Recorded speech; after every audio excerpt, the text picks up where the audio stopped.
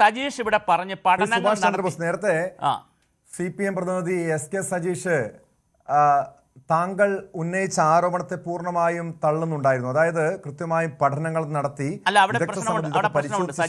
പദ്ധതി നടപ്പാക്കിയതെന്ന് സജീഷ് അറിഞ്ഞിരിക്കേണ്ട ഒരു പ്രശ്നമുണ്ട് അവിടെ. അത് ഞാനിപ്പോൾ പറയാം. ഈ പഠനം നടത്തുന്ന സംവിധാനം തന്നെ ഈ രാജ്യത്ത് പൊളിച്ചെഴുതേണ്ട സമയം കഴിഞ്ഞു. എൻവയോൺമെൻറ്റ് ഇമ്പാക്റ്റ് അസസ്മെൻറ്റ് പഠനം നടത്തുന്ന സംവിധാനം തന്നെ പൊളിച്ചെഴുതേണ്ട, ഈ രാജ്യത്തും സംസ്ഥാനത്തും പൊളിച്ചെഴുതേണ്ട സംവിധാനവും സമയവും കഴിഞ്ഞു.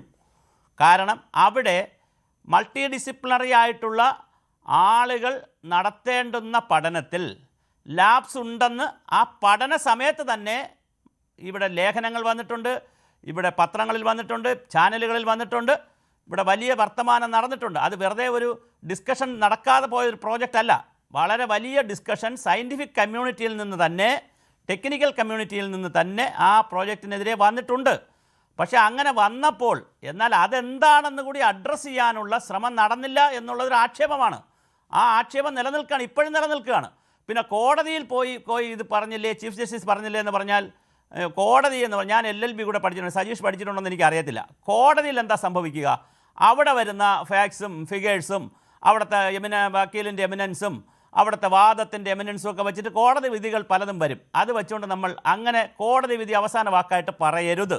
അതേസമയം കോടതിയെ നിഷേധിക്കലല്ല ഞാൻ ചെയ്യുന്നത്. നമ്മുടെ പ്രശ്നം എന്താണ്? ഒരു പദ്ധതി വരുന്നു, അത് സാങ്കേതികമായി പഠിച്ചതിൽ പിഴവുണ്ടെന്ന് വേറെ കുറേ സാങ്കേതിക വിദഗ്ധർ ചൂണ്ടിക്കാണിക്കുന്നു. ആ ചൂണ്ടിക്കാണിച്ചവർ എന്താണ്, വേറെ എന്തെങ്കിലും താല്പര്യം വെച്ചിട്ടാണോ ചൂണ്ടിക്കാണിക്കുന്നത്? പദ്ധതി വേണ്ടാന്നുള്ള താല്പര്യത്തിലല്ല ചൂണ്ടിക്കാണിക്കുന്നത്. ആ ചൂണ്ടിക്കാണിക്കുന്ന കാര്യങ്ങളെ അഡ്രസ്സ് ചെയ്യുന്നില്ല എന്നുള്ളത് നമ്മുടെ ഒരു ലാക്കുണയാണ്. എല്ലാ ഭാഗത്തുള്ളവരും, ഏത് ഗവൺമെൻറ് ആയാലും അത് അഡ്രസ്സ് ചെയ്യണം. അങ്ങനെ അഡ്രസ്സ് ചെയ്യുമ്പോഴാണ്, ഇപ്പം ഞാൻ ചെറിയൊരു ഉദാഹരണം പറയാം. വയനാട് പ്രകൃതി സംരക്ഷണ സമിതി അവർ വലിയൊരു സന്നാഹമാണ്, 10-40 വർഷമായിട്ട് അവിടെ പ്രവർത്തിക്കുന്നവരാണ്. അവരൊരാശങ്ക പറഞ്ഞു. ആശങ്ക അഡ്രസ്സ് ചെയ്യണ്ടേ? അഡ്രസ്സ് ചെയ്യുമ്പോഴാണ് പിന്നെ അതിനാവശ്യമുള്ള ടെക്നിക്കലായിട്ട് കൂടുതൽ നോക്കേണ്ടി വരും, ഫീസിബിലിറ്റി കൂടുതൽ നോക്കേണ്ടി വരും. അങ്ങനെ നോക്കുന്ന ഒരു കൾച്ചർ നമുക്കില്ലെന്നാണ് എൻ്റെ വാദം. അല്ല ഞാനൊരു ഗവൺമെൻറ് ചെയ്തത് കൊള്ളാമോ തെറ്റോ ശരിയോ എന്ന് ഇവിടെ ഇരുന്ന് പറയുന്നതല്ല ഞാൻ ചെയ്യുന്നത്. അപ്പം നമ്മുടെ എൻവയോൺമെൻറ്റൽ ഇമ്പാക്റ്റ് അസസ്മെൻ്റ് എന്ന് പറയുന്നത് തന്നെ ഞാൻ പറഞ്ഞു 1200-1000 പേജുള്ളൊരു നോട്ട്, ഒരു റിപ്പോർട്ട് തയ്യാറാക്കിയാൽ പിന്നെ ഓൺ ടൈം ക്ലിയറൻസ് ആണ്. പിന്നെ അത് ആരും കാണുന്നുമില്ല. ഈ ബഹുജന ചർച്ചയെക്കുറിച്ച് അദ്ദേഹം പറഞ്ഞു. ബഹുജന ചർച്ച എവിടെയെങ്കിലും സജീഷ്, ഞാൻ പങ്കെടുത്തിട്ടുള്ളതുകൊണ്ട് പറയുന്നു, ശ്രീ സജീഷ് ഇതുപോലെ നടക്കുന്ന എൻവയോൺമെൻറ്റ് ഇമ്പാക്റ്റ് റിപ്പോർട്ട് വരുന്ന ബഹുജന ചർച്ചയിൽ ഒന്ന് പങ്കെടുക്കണം. സജീഷ് പങ്കെടുത്തിട്ടുണ്ടോ എന്ന് എനിക്കറിയില്ല, പങ്കെടുക്കണം. അവിടെ നടക്കുന്ന ഒരു ചടങ്ങ് മാത്രമാണ്. ആ ചടങ്ങിന് ആളുകൾ കുറേ കാര്യങ്ങൾ, അഭിപ്രായവും ആവലാതിയൊക്കെ പറയും.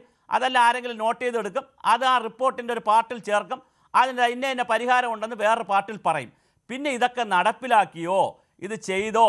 പിന്നെ അതുപോലെ ഞാൻ ഉദാഹരണം പറയാം. ഇവിടെ തന്നെ ശ്രീ സജീഷ് പറഞ്ഞെന്താണ്, കാലാവസ്ഥ മോണിറ്റർ ചെയ്യുന്നതിനുള്ള സംവിധാനം അവിടെ ഉണ്ടെന്നാണ്. എവിടെയാണെന്ന് ശ്രീ സജീഷ് എനിക്കൊന്ന് പറഞ്ഞെന്നാൽ നന്നായിരുന്നു. ഈ മേപ്പാടിക്കടുത്ത് എത്ര സ്റ്റേഷനാണ് ഇതുമായി ബന്ധപ്പെട്ട് നോക്കണമെന്ന് റിപ്പോർട്ടിലുള്ളത്? അത്രയും സ്റ്റേഷൻ അവിടെ ഉണ്ടോ? അപ്പോൾ റിപ്പോർട്ടിൽ തന്നെ ഗവൺമെൻറ് വെച്ചിട്ടുള്ള സാങ്കേതിക വിദഗ്ധരും എക്സ്പേർട്ടുകളും പറഞ്ഞ കാര്യവും അവിടെ നടക്കുന്നില്ലെന്നേ. പദ്ധതിയുടെ തുടക്ക സമയത്തുള്ള അതില്ലെന്നേ. അപ്പോൾ അത് ഉണ്ടായാലല്ലേ പ്രൊഫഷണലാവുന്നത്. അപ്പോൾ ഇല്ലാത്തത് ഉണ്ടെന്നുള്ള ഒരു രീതിയിലേക്ക് നമ്മൾ പോകരുത്. വളരെ പ്രൊഫഷണലാണ്. ഇനി ഒരു കാര്യം കൂടെ ഉണ്ട് നമുക്കിവിടെ. വലിയ പ്രോജക്റ്റുകൾ എടുക്കുന്ന ഏതൊരു ഏജൻസിയും ആ പ്രോജക്റ്റിനെ കമ്പാർട്ട്മെൻ്റലൈസ് ചെയ്ത് കമ്പാർട്ടുകളാക്കി പീസാക്കിയിട്ട് വർക്കുകൾ റീടെൻഡർ ചെയ്യുകയും സബ്ലെറ്റ് ചെയ്യുകയും ചെയ്യും. അങ്ങനെ സബ്ലെറ്റ് ചെയ്ത് അവസാനം എടുക്കുന്ന ഏജൻസി അത്ര പ്രൊഫഷണലൊന്നും അല്ല അവിടെ പണിയുന്നത്. അവിടെ ആയാലും എല്ലാ പ്രൊജക്റ്റും അത് തന്നെ സ്ഥിതി. അത് പണിയുന്നത് സാധാരണ ആളുകളാണ്, അത്ര പ്രൊഫഷണൽ ആളുകളൊന്നും അല്ല.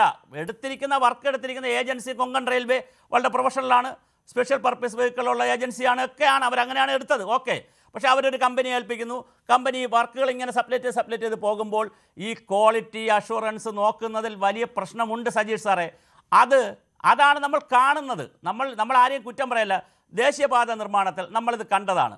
പല കാര്യങ്ങളും നമ്മൾ കണ്ടു. മുല്ലപ്പെരിയാർ ഡാം പണിതപ്പോൾ കുറച്ച് പേര് മരിച്ചുപോയി. പക്ഷേ അന്ന് ഒരു സാങ്കേതികവിദ്യയില്ല, അന്ന് ചെറിയ സാങ്കേതികവിദ്യയേ ഉള്ളൂ. പക്ഷേ ഇപ്പോൾ അതല്ല, അൾട്രാ മോഡേൺ സാങ്കേതിക വിദ്യകളുണ്ട്. AI കാലമാണ്. നമുക്കെല്ലാം ഒരു സ്ഥലത്തിരുന്ന് മോണിറ്റർ ചെയ്യാൻ പറ്റുന്ന കമ്പ്യൂട്ടർ മോഡലിംഗ് ഉള്ള കാലമാണ്. അത് നടക്കുന്നില്ല എന്നുള്ളതാണ് എൻ്റെ വലിയ ആക്ഷേപം. അത് കഴിഞ്ഞ പ്രാവശ്യവും നടന്നില്ല, ഇപ്രാവശ്യം നടക്കുന്നില്ല. ഒരു പദ്ധതികളിലും നമുക്ക് ആ ഒരു അൾട്രാ മോഡേൺ പ്രൊഫഷണലിസം കൊണ്ടുവരാൻ പറ്റാത്തതിൻ്റെ പ്രശ്നവും, ആരെങ്കിലും എന്തെങ്കിലും ചൂണ്ടിക്കാണിച്ചാൽ ആ ചൂണ്ടിക്കാണിക്കുന്നത് അഡ്രസ്സ് ചെയ്യാതെ പോകുന്ന പ്രശ്നമുണ്ട്. ബാക്കി കിട്ടുന്നതും ഒക്കെ കിട്ടും, പദ്ധതികൾക്ക് ആനുകൂല്യം കിട്ടും, പിന്നെ സൗകര്യങ്ങൾ കിട്ടും, കോടതി ചിലപ്പോൾ വിധി പറയും, എല്ലാം ശരിയാണ്. പക്ഷേ ആശങ്കകളായി അവിടെ നിൽക്കും, പരിഹരിക്കേണ്ടത് പരിഹരിക്കാതെ അവിടെ നിൽക്കും. അങ്ങനെ നിൽക്കുമ്പോഴാണ് ഇത് കൂടുതൽ പ്രതിസന്ധിയിലേക്ക് പോകുന്നത്. അപ്പോൾ ഇനി എന്ത് എന്നുള്ള ചോദ്യത്തിന് മുഖ്യമന്ത്രി തന്നെ ഒരു ഉത്തരം പറഞ്ഞിട്ടുണ്ട്. തൽക്കാലം തീർച്ചയായും ശ്രീ എസ് സജീഷ് അദ്ദേഹത്തിനുള്ള മറുപടി, സുഭാഷ് ചന്ദ്രബോസിനുള്ള മറുപടി, അതോടൊപ്പം തന്നെ ഈ ഒരു പദ്ധതി ഇപ്പോൾ തൽക്കാലത്തേക്ക് അതിൻ്റെ നിർമ്മാണ പ്രവർത്തനം നിർത്തിവെച്ചിട്ടുണ്ട്, അന്വേഷണങ്ങൾ പ്രഖ്യാപിച്ചിട്ടുണ്ട്, വിവിധ അന്വേഷണ ഏജൻസികളൊക്കെയാണ് അന്വേഷിക്കാനായി വരുന്നത്. ഇത് സ്വാഭാവികമായും CPM ഇടതു സർക്കാരിൻ്റെ കാലത്തെ ഈ രീതിയിലുള്ള മാനദണ്ഡങ്ങൾ ലംഘിച്ചുള്ള ഈ കരാറ്, ഈ പദ്ധതി ഇതടക്കം പരിശോധിക്കുമെന്നാണ് മനസ്സിലാക്കുന്നത്. അതോടൊപ്പം താങ്കളുടെ ഒരു, പ്രത്യേകിച്ച് CPMൻ്റെ ഒരു ഇടതുപക്ഷത്തിൻ്റെ ഒരു അഭിപ്രായം എന്താണ്? ഇങ്ങനെ ഒരു നിർത്തിവെക്കേണ്ട സാഹചര്യമുണ്ടോ? കാരണം ഇത് തുരങ്ക നിർമ്മാണമാണ് ഈ മണ്ണിടിച്ചിലിന്, ഈ ഒരു ദുരന്തത്തിന് കാരണമായതെന്ന് പൂർണ്ണമായും കരുതാൻ കഴിയില്ല. പക്ഷേ എങ്കിൽ പോലും അത് വേണ്ട രീതിയിൽ അതിൻ്റെ നിർമ്മാണത്തിൽ ചില വീഴ്ചകൾ ഉണ്ടായിട്ടുണ്ട്. അത് ഈ സുരക്ഷാ മാനദണ്ഡങ്ങൾ, നിർദ്ദേശങ്ങൾ പാലിച്ചില്ല എന്നതൊരു വസ്തുത തന്നെയാണ്. ഇത് പൂർണ്ണമായി ഒരു തൽക്കാലത്തേക്ക് ഇത് നിർത്തിവെക്കേണ്ട ഒരു സാഹചര്യമുണ്ടോ? ഇത് നമുക്കറിയാം, എത്രയും വേഗം ഇതിൻ്റെ നിർമ്മാണ പ്രവർത്തനങ്ങൾ നടത്തിക്കഴിഞ്ഞാൽ അത്രയും വേഗം അത് ജനങ്ങൾക്കായിരിക്കും, അതിൻ്റെ ജനങ്ങളാണ് അതിൻ്റെ ഗുണഭോക്താക്കൾ. അങ്ങനെ നിർത്തിവെക്കേണ്ട ഒരു സാഹചര്യം നിലവിലുണ്ടോ?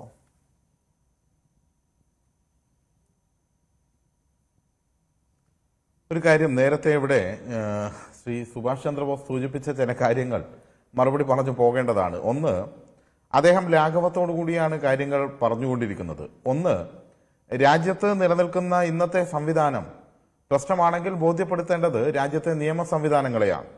നിയമ സംവിധാനങ്ങളിൽ അതിൻ്റെ പരിശോധന നടക്കുന്നു. ഇന്ത്യയിലെ പരമോന്നത നീതിപീഠമാണ് സുപ്രീം കോടതി. ആ സുപ്രീം കോടതിയിലെ തന്നെ ചീഫ് ജസ്റ്റിസ് അധ്യക്ഷനായ ബെഞ്ചാണ് ഇത് പരിശോധിച്ചത്. അദ്ദേഹം പറയുകയാണ്, കയ്യിൽ കിട്ടുന്ന, അദ്ദേഹം അഡ്വക്കേറ്റാണ്, കയ്യിൽ കിട്ടുന്ന കുറച്ച് കണക്കും കടലാസും പരിശോധിച്ച് വിധി പറയുന്ന സ്ഥലമാണ് സുപ്രീം കോടതി എന്ന് പറഞ്ഞാൽ അത് കോടതിയെ അവഹേളിക്കുന്നതിന് തുല്യമാണ്.